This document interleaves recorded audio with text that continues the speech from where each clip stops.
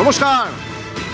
চলছে সংগ্রাম, কুরুক্ষেত্র, যে নামেই ডাকুন না কেন, এবারের এই ভোট অত্যন্ত গুরুত্বপূর্ণ। ভোটের কাউন্টিংও গুরুত্বপূর্ণ। বেশ কিছু নজিরবিহীন ঘটনা ঘটে গেছে এই ভোটের আগে, এখনো ঘটে চলেছে।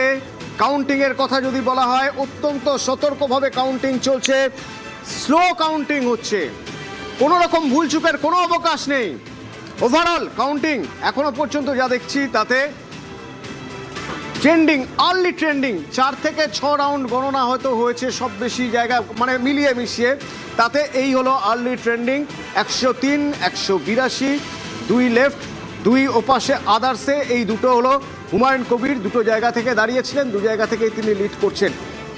কেমনভাবে কাউন্টিং হচ্ছে, এই কাউন্টিংয়ের এই আর্লি ট্রেন্ডিং কিসের ইঙ্গিত দিচ্ছে বোঝার চেষ্টা করছিলাম। রাজনৈতিক দলের স্পোক্স পার্সনরা রয়েছেন, আমি কথা বলবো তাদের সঙ্গে। প্রদীপ্ত আমার সঙ্গে ছিলেন কিছুক্ষণ আগে, প্রদীপ্তর সঙ্গে কথা বলবো। তবে না, আমি একবার পূর্ব মেদিনীপুর, প্রদীপ্তর সঙ্গে কথা বলার আগে একবার পূর্ব মেদিনীপুরের ছবিটা দেখাতে চাইবো আপনাদের। পূর্ব মেদিনীপুর এখনো পর্যন্ত 16টারই ট্রেন্ড পাওয়া যাচ্ছে, 16টিতেই বিজেপি এগিয়ে, তৃণমূল একটিতেও এগিয়ে নেই। এবং নন্দীগ্রামে শুভেন্দু অধিকারী অনেকটা লিড নিয়ে নিয়েছেন, সেখানে রীতিমতো সেলিব্রেশন চলছে কাউন্টিং সেন্টারের বাইরে। পূর্ব মেদিনীপুরের এই যে 16টি আসনে কত রাউন্ড গণনা এখনো পর্যন্ত হয়েছে, এখনো পর্যন্ত ট্রেন্ড, আর্লি ট্রেন্ড কি বলছে জানবো। সুজিত সরাসরি আমার সঙ্গে রয়েছেন। সুজিত, দেখো, 2 বছর আগের 24 সালের লোকসভা ভোটের যে ট্রেন্ড, সেই ট্রেন্ড অর্থাৎ সেই লোকসভা ভোটে কি রেজাল্ট হয়েছিল জানিয়ে দিই অতনু। সেটা হলো 16টি যে বিধানসভা আসন রয়েছে 15টিতেই এগিয়েছিল বিজেপি।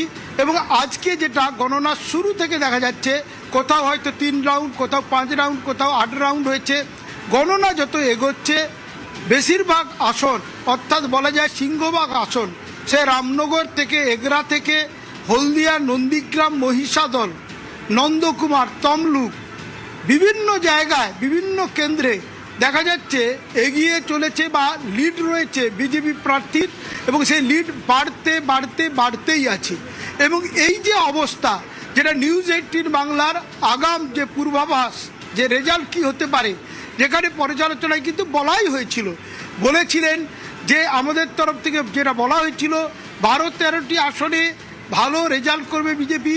এমনকি 16টি আসনও যদি ভালো রেজাল্টের ফলে পেয়ে যায় অবাক হওয়ার নয়, সেটা বলার জায়গা এখন আসেনি। তবে এটা বলার জায়গা এসছে হলদিয়ার মতো শিল্পাঞ্চল, তাপসী মণ্ডল যিনি বিজেপির টিকিটে জিতে তিনি একেবারে চলে গেছিলেন তৃণমূলে, প্রার্থী হয়েছিলেন, তিনি ক্রমশ পিছোচ্ছেন, তার লিড ক্রমশ পিছোচ্ছে। এবং তার যে বলা যায় পিছিয়ে পড়া, সেটা ক্রমশ দেখা যাচ্ছে দীর্ঘ হচ্ছে। নন্দীগ্রাম নজরগাড়া কেন্দ্র, রাজ্যের ভবানীপুর এবং নন্দীগ্রামের যিনি ভোট প্রার্থী শুভেন্দু অধিকারী, তার নন্দীগ্রামের আসনে কি হলো, সেখানে তার এগিয়ে থাকা অব্যাহত আছে।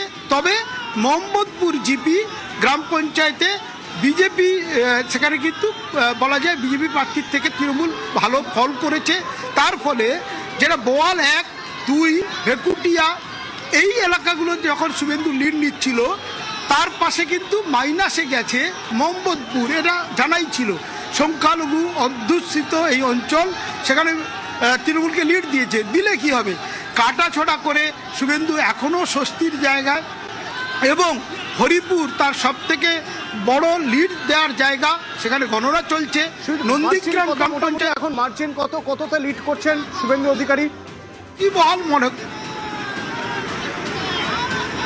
দেখো, শুভেন্দু অধিকারী লিড চলে গিয়েছিল 8-9 হাজারের ওপর, কিন্তু যেটা 4 হাজারের মতো লিড পেয়েছে প্রায় 4200 তৃণমূল মোহাম্মদপুর গ্রাম পঞ্চায়েতে, সেটা কিন্তু কমলো। কিন্তু আবার এখন যখন আমি তোমার সঙ্গে কথা বলছি, সূত্রের খবর, কাউন্টিং যখন চলছে হরিপুর এবং নন্দীগ্রাম গ্রাম পঞ্চায়েত, সেখানে কিন্তু যে বলা যায় এগিয়ে চলছে লিড, অনেকটাই মেকআপ হয়ে গেছে। ওই যে